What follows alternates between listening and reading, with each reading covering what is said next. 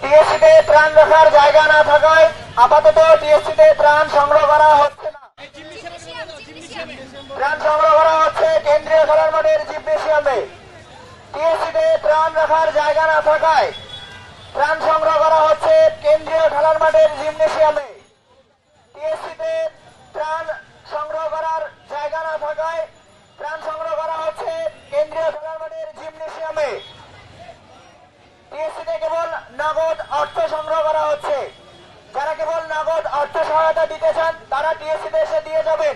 টিএসসিতে ত্রাণ রাখার জায়গা না থাকায় টিএসসিতে ত্রাণ সংগ্রহ করা হচ্ছে না।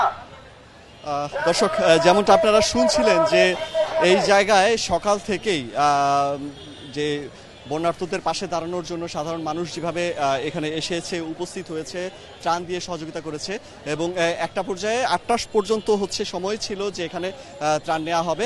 আমরা দেখতে পাচ্ছি যে টিএসসির এই বাইরের জায়গাটা আমরা যদি একটু দেখি, এই জায়গাটায় ত্রাণে কিন্তু ভরে গিয়েছে, কাপড়ের ভরে গিয়েছে এবং ভিতরে কিন্তু জায়গা নেই, না থাকার কারণে কিন্তু এই জায়গাটার মধ্যে যে কাপড়ের বস্তাগুলো সেগুলো এনে রাখতে হয়েছে।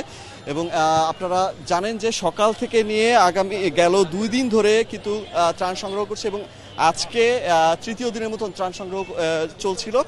সকাল ৮টা থেকে নিয়ে শুরু হয়েছিল, 10টা থেকে শুরু হয়েছিল এবং এখন পর্যন্ত 8টা পর্যন্ত চলার পর এখন তাদেরকে বাধ্য করতে হচ্ছে যেহেতু এত ত্রাণ এসেছে, যে এত রেসপন্স এসেছে জনগণের কাছ থেকে, সে কারণে তাদেরকে এখন তাদের কার্যক্রমটা বন্ধ করতে হচ্ছে, কারণ এখন আর ত্রাণ রাখার মতো জায়গা টিএসসিতে নেই।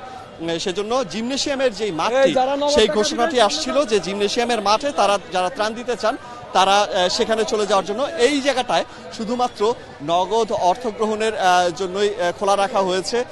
এবং দেখতে পাচ্ছেন যে সবাই এখানে যারা স্টুডেন্টরা রয়েছে তারা কিন্তু সবাই এখানে যে ত্রাণগুলো এসেছে সেগুলো বসে পাহারা দিচ্ছেন এবং ভেতরটা এরই মধ্যে কিন্তু বন্ধ করা হয়েছে যে গেটটা, কারণ ভেতরে আর জায়গা নেই ত্রাণ নেওয়ার মতো আজকের জন্য। এবং কালকের থেকে আবার কিছুক্ষণ পর থেকেই ট্রাকগুলো এসে চলে আসবে, যারা লোড করা হবে এখান থেকে ত্রাণগুলো এবং চলে যাবে বন্যার্তদের জন্য বন্যা কবলিত স্থানগুলোতে, জায়গাগুলোতে। এবং পরবর্তীতে কাল থেকে আবারও শুরু হবে ত্রাণ নেয়া। অলক হাসান, যমুনা নিউজ, ঢাকা।